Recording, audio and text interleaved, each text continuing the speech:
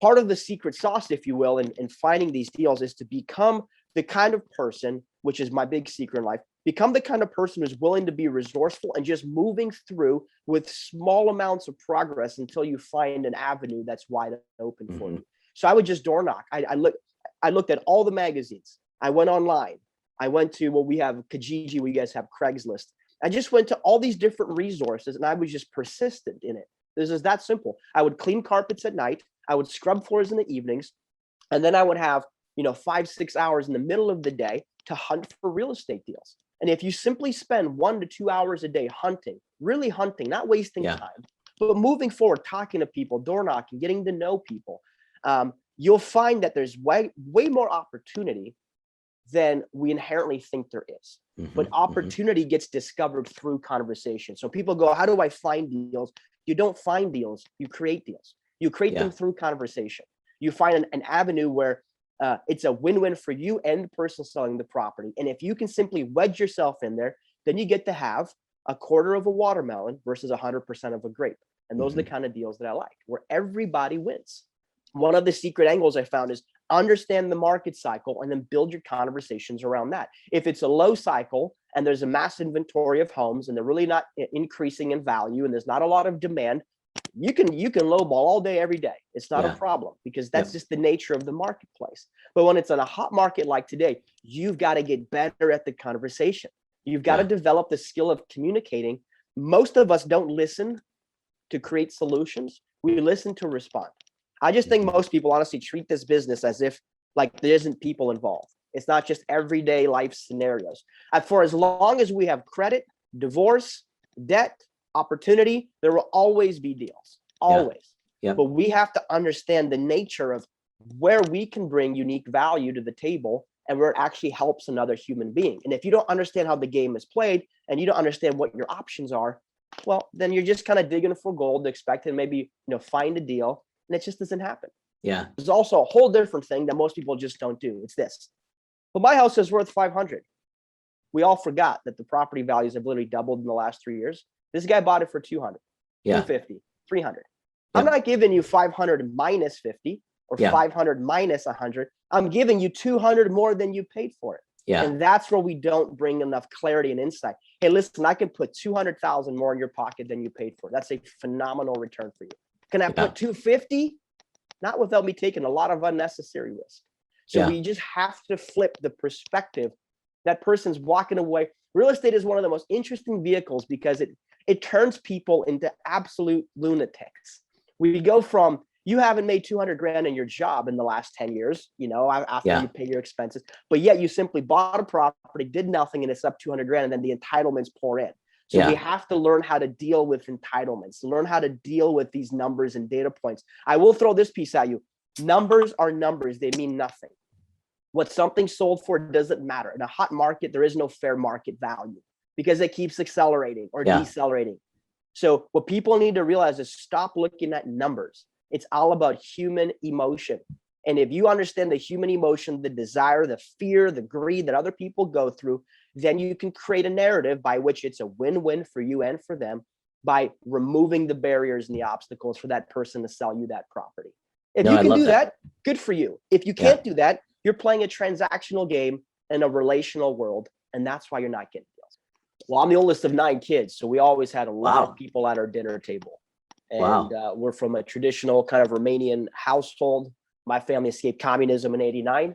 So our dinner table had a lot of variety on it. My parents, my mom's a cook actually, and they always made a massive effort with 9 kids to make sure there was always, a lot of food on the table and to take care of us, especially on Sunday afternoons were kind of our family lunch, family dinner time.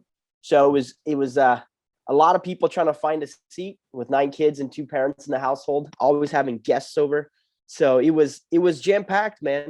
There was a lot of stuff always going on at dinner time with family.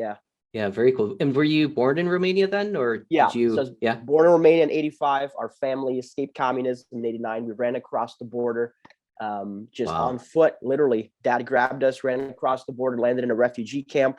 They eventually executed the Romanian president on TV on Christmas Day, actually. And our family was reunited because we had to leave some of my siblings behind to make that happen. And, so we were reunited, finally made it to Canada where we settled. Mom and dad had 3 more kids. And we grew up, mom and dad working 2, 3, 4 jobs all the time, just trying to provide the kind of life, that was accustomed to Canada. Making sure we always had food and clothes and stuff like that. Obviously, in a family of 9, we become numbers almost more than names. Just out of necessity, you jump up in the minivan and you just count 1, 2, 3, 4, 5, 6, 7, 8, 9, and then you're off. Right. Sometimes you catch a random cousin in there or something, and then it's like, oh crap, we forgot this kid, and we have to turn around. But you make do with what you can, and I watch mom and dad, build their life that way, just always pushing forward. Yeah. So obviously that, I'm sure, was probably a huge inspiration in, your own entrepreneurial journey, right? Gave you the sort of the insight and the ability to believe in yourself and know that you could do it. Would you agree with that? I think being born in a communist country and escaping is the entrepreneurial journey. Yeah, that's true. That you is make very a true. decision, and that has had tremendous impact on me personally. Like, think about it, man. Like, here's your options. This is what you get. There's no alternatives. You don't have freedom of speech, freedom of religion, freedom of anything. And my dad goes, nope, we're going. And that is the entrepreneurial journey. You have X options in front of you, and the world tells you this is what you can have, and the entrepreneur somewhere deep down goes, they can't be it. There's got to be more choices, more alternatives, so that since I was a young child, I always knew that I had choices. And if somebody told me something that it didn't resonate with who I was, call it core values, I would just go, nope, that's not it. I mean, I failed math 2 times because they try to force this math stuff on me that I didn't see the value. And, I failed in high school 2 times, and the professor goes, you just don't want to learn. And I told him, I said, I was a really nice kid and stuff, but I said, show me something I'm going to use. Yeah. And he said, well, you have to learn this. I said, no, I don't. So I eventually passed with like the smallest mark I could.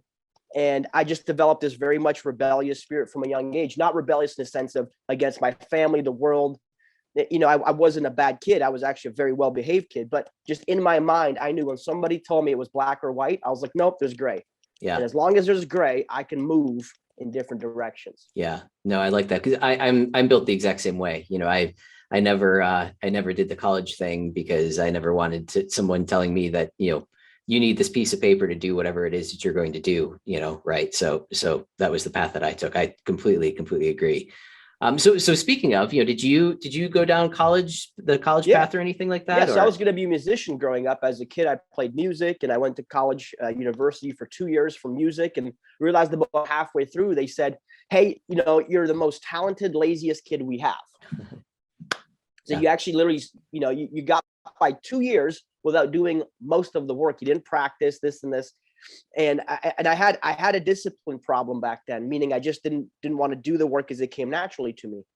But halfway through, she said, you're not going to be able to become a high school music teacher if you don't do this. And I realized in an instant that was the path they had laid out for me. I was just, I was foolish. I wasn't thinking beyond that. Immediately, my brain went, nope, shut that down right away. First of all, I don't want to be a high school music teacher. I'm going to go do something I really want to do. So I literally dropped out of high school, or out of university. I dropped out and I just started doing the only thing I knew how to do, which was clean. My parents had done cleaning service their whole lives. And I just started cleaning carpets, cleaning floors, started a small business. And my mom was actually my first customer. So I didn't make it very far in school, but I learned just enough to be resourceful. I took a couple accounting classes, which I don't know if I passed or not, but just enough to be resourceful, understand the basics of finance. Beyond that, it was just figure it out, man. Become resourceful, get to work, sweat through it. Through it. That's right. Yep. Love it. When did real estate come into your life? Was that something that came on early, or when did you start getting involved in that industry? Well, when I dropped out of university to pursue this cleaning service, which I know sounds super glamorous, right? I was literally cleaning shit off the floor. It was not an attractive business, but it forced me to become a very much resourceful and just persistent kind of person. Because when you got to clean up after other people, you mutter under your breath, but you just keep going. And I was like, I got to find a better way. So I started reading books and courses and stuff like that. And I would go to Toronto very often. From where I was at, it was about a 3-hour drive. And I would go there for every weekend course that I could find. And this thing became obvious to me, the idea of real estate. And I read this paragraph one time that said, if you want to become a millionaire, all you need to do is purchase $1 million worth of real estate, and then just pay it off, AKA rent out those properties. Mhm. And then at the end of the 25-year term, you're a millionaire. And I'm like, man, this sounds very basic, very approachable. So at this age of 19, 20, I wanted to get somehow into the real estate field. I didn't know how to do it. I just kept cleaning. I kept cleaning and putting myself in rooms with people that were doing a couple deals. They had 3 or 4 properties or something like that. Mhm. And even the guy that I did cleaning for, he had 3 or 4 rental properties. And I would say, John, how did you get those properties, man? Like, how did you go to the bank? How did you get the money? How do you collect the rent? And this whole brand Humble is just about, regardless of where you started in life, just ask great questions, Mhm. lower your ego, and just move forward. So I just kept asking questions. And eventually I started discovering how this game of real estate was played. I bought my first property at the age of 21. Love it. Love it. And how did you go about financing any of that? Right. I mean, because again, you're a 21-year-old kid. Maybe you had some credit, but probably not that terribly much. Did you have down payments? All of that. Were you challenged in all of those areas, or All was of those it? areas, every Yeah. single one of them. I'm a small business owner with a Yeah. cleaning service with less than 2 years in business, with no notice of assessments. And I'm like, I go to the bank and I said to my home branch, and I said, can you give me a mortgage? And they said, well, not really, not unless you put a really big down payment, because you don't have all these things that we need. And I realized at that point that my credit score and my approvals, it was putting me back in a box I didn't want to be in. Yeah. So I joined these local groups, these business networking groups, and I started hanging out with people that were real estate agents and brokers, just people that I could find. And I met a guy, and this is the level of just perseverance and push. I met a guy, said, I really want to buy a piece of real estate. I was telling everybody. And he said, I've got a piece of real estate. In fact, I have this duplex that I purchased. I did a renovation and I want to sell and get out of this thing. He was Mhm. going through some, divorce and stuff like that. So it's like, I just want to get out. I said, can you help me put the money together? Because I don't know how to do that. He's like, yeah, I'm a mortgage broker too. I said, Wow. okay, cool. So I said, show me how to do all this.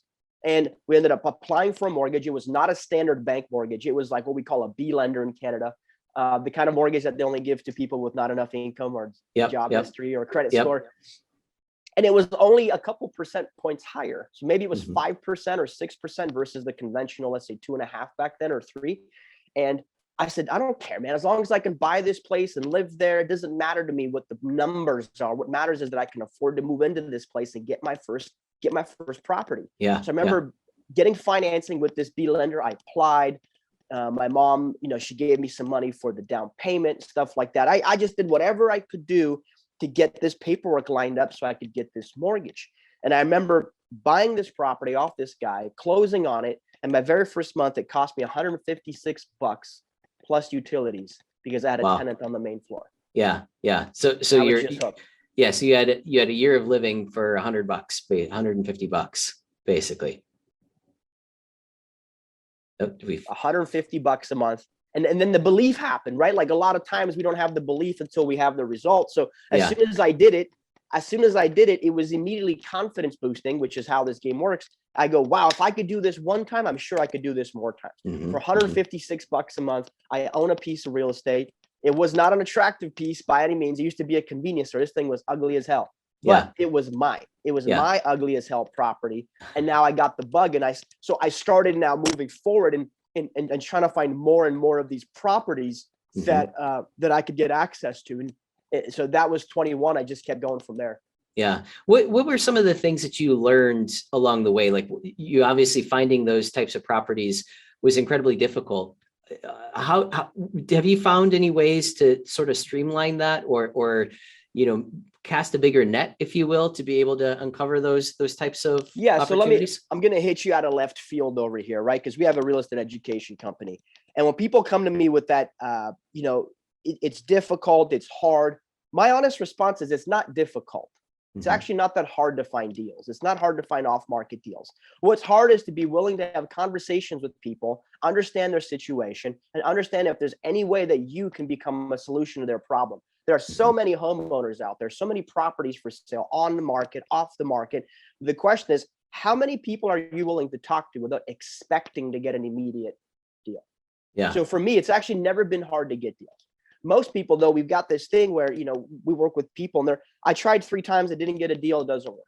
Well, I Mhm. mean, dude, you tried more than that to tie your shoes. Yeah. Yeah. So part of the secret sauce, if you will, in finding these deals is to become the kind of person, which is my big secret in life, become the kind of person who's willing to be resourceful and just moving through with small amounts of progress until you find an avenue that's wide open for you.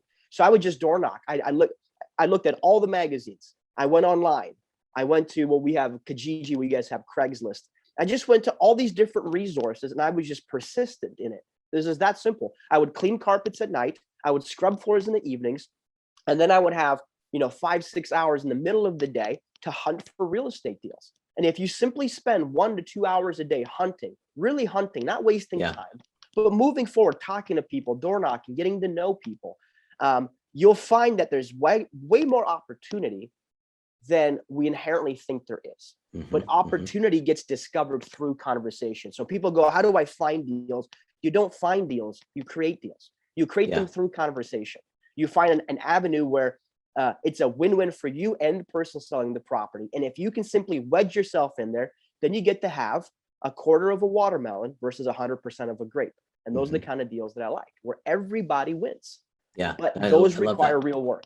I love that. And have you ever tracked to see how many conversations you'd have to have in order to uncover one opportunity on average? Anything come to mind there? So when I really, it changes. It changes with market cycles. When I started kind of aggressively here in 2000, let's say 6, I think is when this was. 2006, there's plenty of properties for sale. It was an average market. It was slowly accelerating. And there's always properties, but they weren't relatively inexpensive. In 2008, it took a massive nosedive, as you know, the 09 crisis. And in 2009, I bought one for about 30% of what they were going for. And then I just did 1, and then I did 11 the next year, and then 13 the next year. And I just kept buying and buying and buying. So depending on the market cycle, the conversation changes. Right now in a hot market, nobody's going to give you their property at a massive discount. There's no reason to. So if that's your only approach, then you have to understand you're taking the wrong approach. So you got to look at all the terms. So if price isn't an option, what are the terms? What kind of terms can you create? There's also a double-edged sword on this whole thing, is that it appreciates so much quicker in a hot market. My local city went up 29% last year. Yeah. Why in the world would somebody sell you something at a drastic discount when it's going up 29% a year? They could do nothing and make 29% on their capital. So one of the secret angles I found is understand the market cycle and then build your conversations around that. If it's a low cycle and there's a mass inventory of homes and they're really not increasing in value and there's not a lot of demand, you can lowball all day, every day. It's not a problem, because that's just the nature of the marketplace. But when it's in a hot market like today, you've got to get better at the conversation. You've got to develop the skill of communicating. Most of us don't listen to create solutions. We listen to respond. I just think most people honestly treat this business as if like there isn't people involved. It's not just everyday life scenarios. For as long as we have credit, divorce, debt, opportunity, there will always be deals, always. But we have to understand the nature of where we can bring unique value to the table and where it actually helps another human being. And if you don't understand how the game is played and you don't understand what your options are, well, then you're just kind of digging for gold, expecting maybe, find a deal. And it just doesn't happen. Yeah. What are some of the things that you've uncovered in today's market that is working? Like you mentioned the different terms. What are some terms that seem to resonate well with the sellers today that would cause them to maybe bite on your offer as opposed to someone else's? Sure. Any insights there? Absolutely. So we've got to look at what the major pain point in today's marketplace is. Let's just start there, because if you understand the pain, you understand the opportunity. So in today's marketplace, although you can put your property up for sale, especially in Canada, get a lot of offers on the table, the challenge with that is you still have to go through that process. If you've got a divorce scenario, if you've got something more private, if you've got a scenario where you really don't want to publicize your property, it's a spectacle today. That's it. It's a spectacle. True. Not only is it a spectacle, but there's already people with their hand out. Those are called realtors. Nothing against realtors, but you're already taking 5% off the top. So if you can immediately recapitalize that 5%, hey, you got a property for $500,000, right? That's what you got.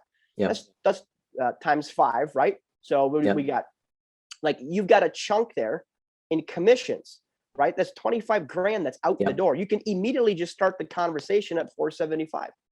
Now what you need to do is identify the value of the things that Okay, do you want to sell this thing privately? Yes. Do you want to sell it in as is condition? Yes. What's that worth to you? How much time, energy, resources are you going to have to put into this to try to get it sold? So there's more dialogue around the things that sellers typically selling for. There's also a whole different thing that most people just don't do. It's this. But my house is worth 500. We all forgot that the property values have literally doubled in the last 3 years. This guy bought it for 200, 250, 300. I'm not giving you 500 minus 50 or 500 minus 100. I'm giving you 200 more than you paid for it. And that's where we don't bring enough clarity and insight. Hey, listen, I can put 200,000 more in your pocket than you paid for. That's a phenomenal return for you. Can I put 250? Not without me taking a lot of unnecessary risk. So we just have to flip the perspective. That person's walking away. Real estate is one of the most interesting vehicles because it turns people into absolute lunatics.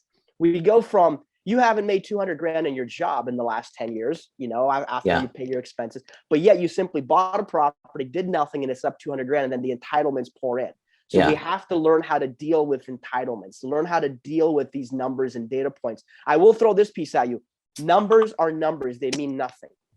What something sold for doesn't matter. In a hot market, there is no fair market value because it keeps accelerating or decelerating. So what people need to realize is stop looking at numbers. It's all about human emotion. And if you understand the human emotion, the desire, the fear, the greed that other people go through, then you can create a narrative by which it's a win-win for you and for them by removing the barriers and the obstacles for that person to sell you that property. If you can do that, good for you. If you can't do that, you're playing a transactional game in a relational world, and that's why you're not getting deals. I love that. I love that. Yeah, that makes perfect sense. And I love how you kind of flip that around. You're absolutely right. I think a lot of people do just focus on this is, what it's worth today, not necessarily the profit that they're going to realize, from their time of ownership, if you will. So love that. We talk about what is Humble? What do you do with the Humble brand? Humble is a life brand, man. It basically just says, regardless of where you start in life, you ultimately decide where you end up. Mm-hmm. So being, an immigrant, starting in that mindset, for me, it's just about always, I think there's 4 components to success. There's ambition, which all of us have. Mm-hmm. There's humility, which allows us to ask better questions, keep our ambition in check. There's proximity to people that are doing what you want to do. And then there's a commitment to a dedicated plan. Those are the 4 things we teach in our mastermind group. So if you understand the ambition plus the humility, it creates a really interesting recipe for the kind of person who continuously finds progress in life. Ambition without humility is just massive ego, and you miss tremendous opportunities in life if you have only ambition without humility. If you have only humility without ambition, well, then it just leads to meekness, and you're really not building anything out of that. So to me, the word humble is just about just be open, be honest, ask great questions, don't develop an ego, and just keep pushing towards the things that you believe you're called to do. More than impact and income. It's not just income. So this season of my life is dedicated towards impact. We raised $40 million for real estate transactions. We've done over 300 deals. And in 15 years, I created a life where I get to go back to being the musician I was when I started this journey at 20 years old. But I get to now do it on my terms. So my time these days is spent in masterminds, doing music, creating things of impact, writing books, helping people. Yes, and we still buy a ton of real estate, and that's cool. But real estate is simply a conduit. It's a vehicle to get me from here to here. I don't worship real estate. I don't get overly excited about real estate. Like my buddy Dan says, it's basically boxes on land. And if you remove all of the unnecessary excitement around boxes on land and just treat it like what it is, it's a business like any other business, then I think you can use it as an accelerant to get you where you want to get. But so many people get caught in this trap of I'm an investor, I'm an investor, I'm an investor. Then your whole identity gets stripped and reduced to that as an investor. You lose everything else in your life. So Humble's about remember who you are. Just go through the journey. Remember who you are. Stay focused on your core values and the things that you believe are important in life. And don't lose yourself. I'm going to drop an Eminem song on you real quick. Don't lose yourself in the moments, in the hustle, in the crazy, in the busy. Don't lose yourself to the game. Love it. And I was going to ask, what kind of music do you make too? Oh man, I've been in music my whole life. So I write everything from hip hop to rock music to I've got an album coming out in a few months. So really, stay tuned for that. Yep, I actually working. I've got a little setup studio here where I'm at. So I'm basically traveling place to place these days, setting up studios and going to meet with musicians. I've got a producer that I'm working with. So again, real estate to me is this vehicle. And if we treat it like a vehicle, we get to stay unemotional to it. Mhm. You know, I can buy a property, stay completely emotionally detached. And if the numbers make sense, we do the deal. If you understand how the numbers work, you do that transaction. That's why I did 300 deals when most people did 3, 4, or 5 in the same time frame, because I didn't get emotional about the bricks, the mortar, the flooring, the paint. It's not something that you need to tie your identity to. Yeah. And that allows you to just keep plowing through, assuming it's still in alignment to what you want. Many of us are so busy where the next deal, you're deep excited, immediately you void, and you go seeking the next deal. It's the worst thing for investors. We literally develop anxiety and depression. I know people in Canada who have 500, 600, $1 million worth of equity, but are cash flow poor. They're building this mountain of future, reserve for their retirement, and they're living in scarcity until the day they retire. And even then, assuming they make it that far, it's not going to matter. So we keep building and squirreling away. And I think real estate investors develop scarcity, a lot of scarcity around their investments, their cash flow. Yeah, it's a very, very interesting dynamic. I've never met more fundamentally wealthy yet scarcity broken mindset people in my life than investors. Yeah. And that's interesting that you have that kind of, perspective on something like that. Do you think that maybe spawns from your upbringing, basically truly being in a situation when things were scarce, and, being able to identify that, and, now you have a perspective of abundance, basically, that's essentially what you're looking at all of this as. I'm just curious what your thoughts are on that, in your own life. So I went through that journey too, from the age of 21 till about 26, 7. I just grind. Gary Vee says you should punt your 20s, #grind, #hustler. And I adopted that mentality because I thought that's what it took for me to become successful. But the problem with that is you do lose your identity. I gained a tremendous amount of weight. I was fat. Okay. I lost the relationships and some of the things that really mattered to me. I gave up playing music for a while. I basically lost who I was to this version of me that was the pursuing of real estate, because I thought real estate equals happiness. And I developed scarcity around this. And I had to go through an identity crisis at about 30, 31 years old, where I had to radically shift back to the person I was designed to be. I spoke differently. I acted differently. I behaved differently. I became a sales guy. Everything I did was sales. I was focused more on agreement than insight. And I came all the way back this way, to the point where people went, who is this guy? This guy's ridiculous. He wears a hat now. He swears, he does whatever. He doesn't give a shit. And what I realized was this was always me. And I gave that up to do and pursue this thing so I could fit into the mold.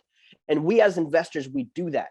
We trade this, what we have, and develop scarcity around this, because every time your identity is rooted in something physical, you're going to develop scarcity because it will perish. It will fall apart. It will deteriorate. So for me, I had scarcity. And I believe one of the greatest pivots in my life was when I was looking at my balance sheet. My wife and I would do our balance sheet net worth statement every year. And I always said I wanted to become a millionaire by the age of 30. And I got there just before my 31st birthday. And we had all these massive plans to go and, shopping spree and go and spend 10 grand on clothes and all this stuff, because we never did that. We lived very frugally. We budgeted every dollar for years. We drove older cars. We lived in our rentals, and we thought that was what it took to get there. And when I finally had $1 million in net worth, and again, this equity, not cash, I'm looking at this thing, and you know what we did? Nothing. A damn thing. Yeah. We went to bed. Yeah. We went to bed, and I had a moment of clarity in that instance of none of this money will ever replace who you lost along the way. It also helped me develop a level of resourcefulness.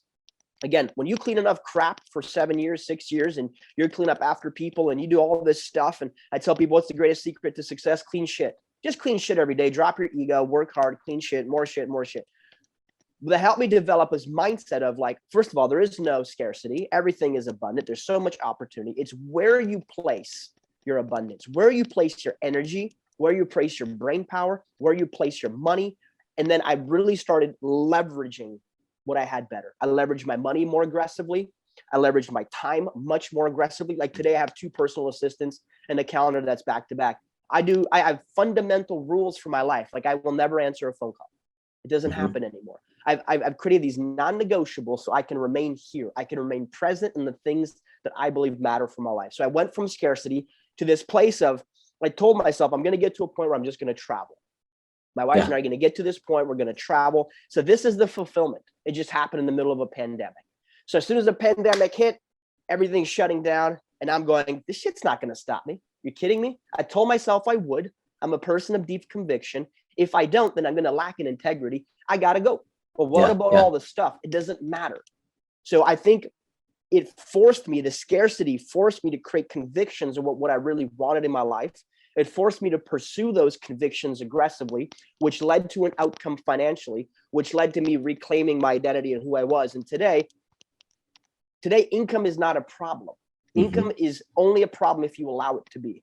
We also spend tremendous resource on nothing. Dave Ramsey has a thing where you buy stuff you don't even need to impress people you don't even like, to then just go back to a job that you hate to save it and do it all over again. Like, what's the purpose? What's the point of this stuff?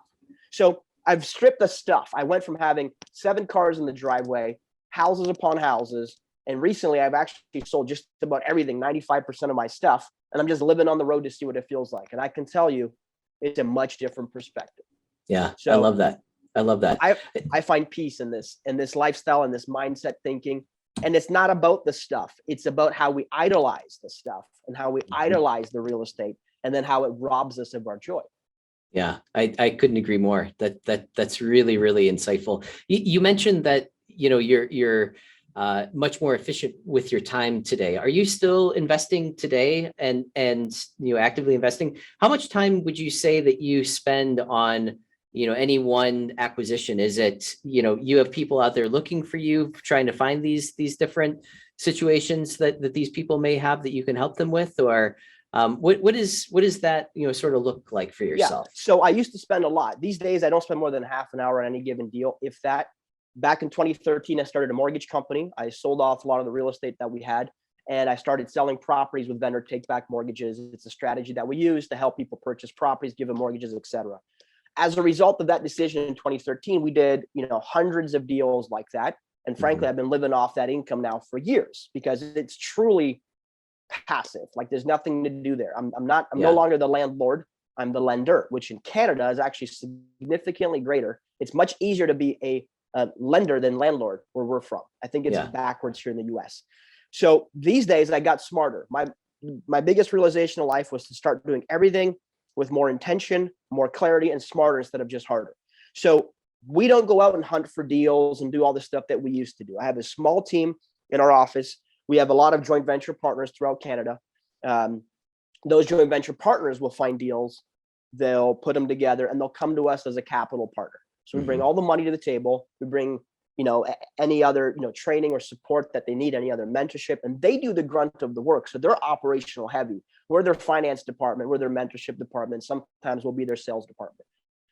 And they'll flip houses.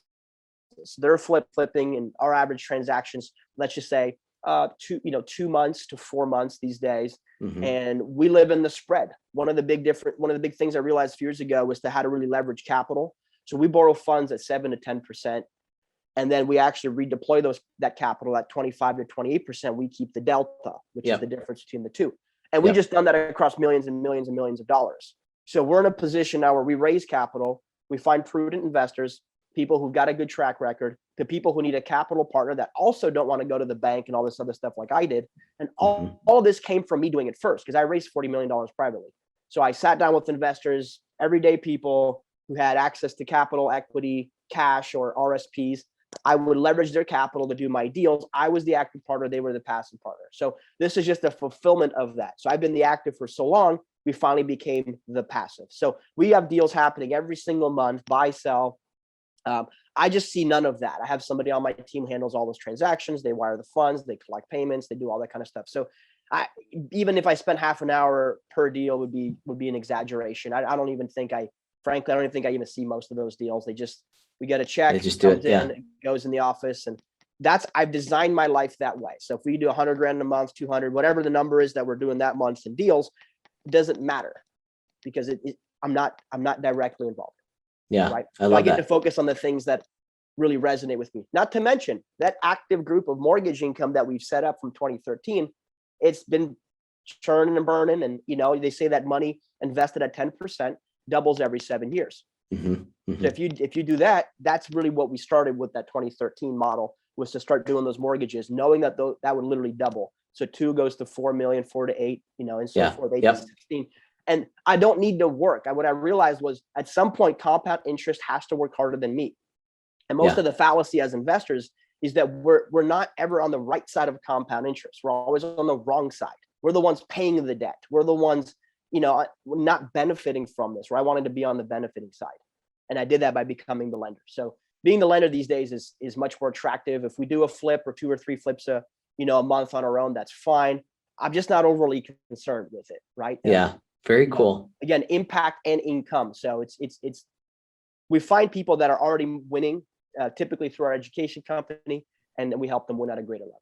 Yeah, and with the education company, is it are you doing like in-person trainings? Is it all online? What does that look like if someone's interested we've got the fastest real estate education company in Canada, called CashFlow Tribe. And we've got a whole host of courses and online education, in-person events, boot camps. There's a mastermind. We've got thousands of members in our community, and we just help people, and we meet them wherever they're at. Some people are brand new and they just need some information and some support. So we've got a free community for that at cashflowtribe.com. And then we've got people that are like, hey man, I want to really build a significant business here. So we've got people in our mastermind that our goal is inside of 6 months to help them quit their job and create at least 200 grand a year of income in real estate. So we've got this running joke that I create more unemployment than Trudeau in our mastermind. I love it. Because I've got dozens of people in the last year that have come to me with an active job, and we've transitioned them from that into being a full-time real estate investing entrepreneur. So that's something I pride myself in, is helping people take their goal, narrow it way down, get super focused and clear, and then just go at it until they accomplish it. So just really, really thankful for these people in my life that have done this. And it's just, for me, such a huge satisfaction to watch people go from a place of scarcity and a job and all these other things, to a place where now they're at home with their families, investing in real estate, making a lot more money than they ever did. And I just think that's so profound. We have an obligation to pay it forward, in my belief. So anywhere I can do that for impact, to me, is so valuable.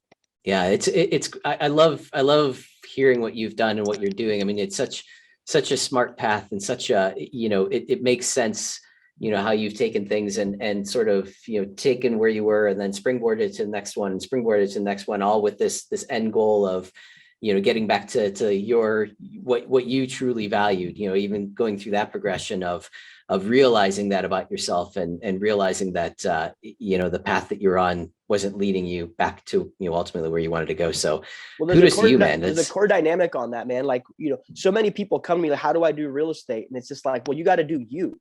So, mind, body, spirit, like all the personal development that comes with real estate won't solve your life. You've got to reclaim you at some point. You've got to develop convictions around what you want in this life, and real estate can help you achieve that. But I've seen people lose themselves to the grind. And they go, well, I'm just the grind. And you're never fulfilled. You're never happy. Didn't matter how much is in your bank account. I see this, all I want for Christmas is another deal. Dude, that's such bullshit. Who cares? What about your family? What about your faith? What about your health? What about all that stuff? Another deal. Who cares? You can always do another deal. It's this, whether you call it law of attraction or whatever. When you stop chasing, you can start to finally attract. When you plant enough seeds in this world and cultivate those seeds, and eventually you can develop a harvest, connect with people, have relationships, have conversations, realize there's more to life than more deals. And the funny part is the deals will start flowing to you because people see the kind of individual you are, that you're not money hungry, transactional. You're a win-win kind of person. Money flows to people of character. It's as simple as that. Money does not flow to people of transaction. And if you develop the kind of character where people know you, people know me to be a person who does what I say I'm going to do, a person who's very honest, a person who's open and transparent, a person who lives with deep conviction. If I say I'm going to do something, we're going to do it. Deals flow to you, money flows to you, relationships flow to you, but you've got to put yourself out there and become that kind of individual. Otherwise, I just think it's a bunch of folks chasing something, and nobody has an advantage over the next person. They're all looking for tactical answers. and they're not resourceful enough to even execute on the answer when it's in front of them. Yeah, I love that. I love that. Ben, if people want to learn more about you, any of your services, anything you're involved in, what would be the best way to reach out and get in touch? Just jump on the website, humble.ceo. As simple as that, humble.ceo. And you can get access to whatever we're doing. If you're in Canada and you want to get into real estate, maybe it's new, maybe you're a pro, just come hang out with us. Come join our free community at cashflowtribe.com. Get to know us, and we love to hang out with y'all. Love it. I love it. Ben, many thanks, and congrats on all the success. Thank you, brother. Appreciate you.